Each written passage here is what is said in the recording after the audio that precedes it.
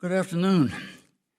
I'm here because I've been told that I was one of the old-timers here in Sumter, which I am, but I was born and since first 13 years of my life in Manning, baptized in the Manning Presbyterian Church by Reverend Sidney Wade. And there's a number of people who have done what I've done, and that is move from Manning to Sumter. But anyway, let me get on what I was here for. I was baptized in the Manning Presbyterian Church, and we moved to Sumter in 1949. And, of course, at that point in time, I changed my membership to Sumter. And I was a member of this church from 1949 through 1957. Now, I say it with tongue-in-cheek in that I didn't quit the membership here, but I got called into service. I went in the Marine Corps, and the day upon which I was supposed to report to the Marine Corps, I had gotten a letter from the selection board saying that you had been selected to be drafted, and I laughed at that one. But anyway, I attended church here from 1949 to 1957, and then in 1953 is when I started my education at Citadel and went to chapel and church down there in that real beautiful facility. That chapel at the Citadel is really very pretty. And in January of 1958 is when I reported to Quantico, Virginia for my Marine Corps officer training. And during my years of 20 in the Marine Corps, actually a little bit more than that, we attended, Lois and I did, well, she wasn't with me yet, but I attended chapels, military chapels for Sunday church. I have a lot of good memories about chapel attendance, believe it or not. When I was aboard ship once, we were off the coast of Vietnam, and Sunday morning they called us for those who want to attend church to report to a certain area of the ship. And I went down, and I tell you to this day, that is one of the most inspiring moments I've ever had at a morning service. It was an area of the ship that was very quiet, and the sun was shining, the temperature was really very nice. Sermon was good, and I really felt a presence of the Holy Spirit there. It was a wonderful day. I'll never forget it. In 1967, we got called or orders to go to Bangkok, Thailand, to the Military Assistance Command there for a 2-year tour. And it was from 1967 to June of 1969. During that time, we couldn't find a Presbyterian church, but there was a very, very large, well-attended Baptist church in downtown Bangkok, a city of 4 million people. It was well-attended, I might add. And after that, I was transferred from Thailand to Vietnam, which I'd already been in and out of there several times, but this was my full-length tour of 12 months. And while I was there, I became the chaplain's assistant. They call him the chaplain's assistant, I guess. And I helped the chaplain conduct morning services, which gave me a little experience of getting in front of the crowd in a church and looking out at the people and then realizing that they were there for one reason, and that was to get closer to God. And when you're in a place like Vietnam, that's a very real thing. Let's see. And needless to say, during that time and during the chaplain services, it was well received and well attended. A lot of close attention, I might add, when you're in a place like Vietnam. And then from Vietnam, I was transferred back to Camp Lejeune. And I might add, since all of this hurry and worry about what's going on from the people that were there from 1953 to I forget what cutoff year it was, 80-something, I guess, that Lois and I and the children, we were there. And every one of those, I had 3 different tours in Camp Lejeune, 2 of which the whole family was there. And so far, I haven't got up enough nerve, I guess, to call and say, well, I've had melanoma, which I did. I've had a very bad case of pneumonia not long after I got home from Vietnam. I spent 25 days in the hospital, and I lost 20-something pounds while I was in the hospital. So I don't know whether that has anything to do with the tainted water or not, but I had three of those, and my son down in Florida not long ago came down with leukemia. It appears to have been in recession now, and different things like Lois, she's got bad problems with her legs, and I don't know, we may follow it up. While we were there the last time, we attended a Presbyterian church in downtown Jacksonville, which is a little town right next to Camp Lejeune. And the minister there was Dr. McCutcheon. Dr. McCutcheon and Reverend Cliff McLeod were friends and went to school together at Presbyterian College, which we found it to be very interesting. This Dr. McCutcheon was a very good preacher. He was from Bishopville, South Carolina. So it made it kind of nice to have that kind of preacher at a military facility close by. After retirement from the Marine Corps, of course, we came back home to live, and not long after being back, I got called to be a deacon, which I was a little skeptical about whether I was able to do that mentally or whatever, but I did. I accepted it. And it was a very good learning experience. One of the jobs I had while I was there was a stewardship chairman. And fortunately, we were able to get a very good turnout, and which makes not only the stewardship chairman happy, but it makes the pastor very happy.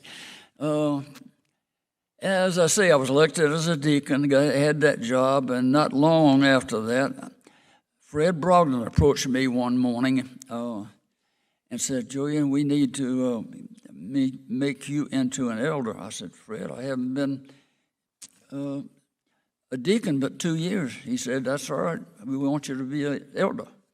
So I got elected as an elder after 2 years as a deacon, which doesn't happen very often, and I hope it doesn't happen again. Anyway, I got elected as an elder, and a couple of things that happened during that time. This church went through a good bit of, I won't call it turmoil, but we had a lot of changes going on. And one of the things that came up during my tenure I became clerk of session. And during that time as a clerk of session, we had a big discussion and some disagreement and whatever. But anyway, we managed for our committee and the elders, we managed to change the method of electing officers. You know, and beforehand, the way the officers were selected or elected was a list of names was put in front of the congregation. And that list always had about 4 people who would not be elected because of the number of slots that were available. And, of course, that causes a lot of grief from the folks that don't get elected. Because in most cases, the ones that don't get elected would not be nominated if they weren't real fine people. Anyway, we managed to change the method of electing officers in which we got the list of those who were recommended, and we had subcommittees in the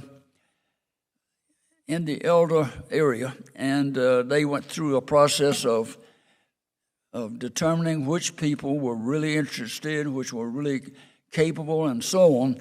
In other words, we eliminated those who really didn't want to be an elder. And by the time this list of elders came to me as the clerk of session, the people that were going to be officers was already there. All we had to do was bring it before the congregation, and unless there was a real disagreement among the congregation, those people were the new officers. And there were some people still that didn't like that. I won't call names, but one person in particular said this was the communist way of doing things. And, of course, I had to laugh at that. But anyway, the person that made that statement was kind of I don't know, he was a rabble-rouser. Anyway, that was one I call significant change. It was for the improvement and betterment of the church. Let's see. Another thing that we did during that time was we made the choice to be officers in the church. It became what it should have been all along, and it is now. It's not a position of honor only. It is a position of work. People are now elected as an officer in the church, and they expect to have jobs, work to do for the church and for God. So that was a significant realization from the officers in the church. And we too also had some problems with the fact that there were people who did not want to lose George Jacobs, but unfortunately the rules of the church would not let him stay.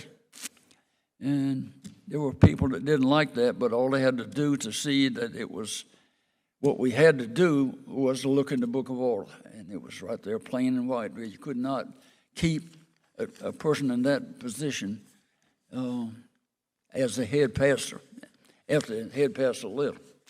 Anyway, we solved it, got over it, and I think everybody was happy about it in the long run. And another thing which was accomplished, and this one was also kind of controversial. What is it?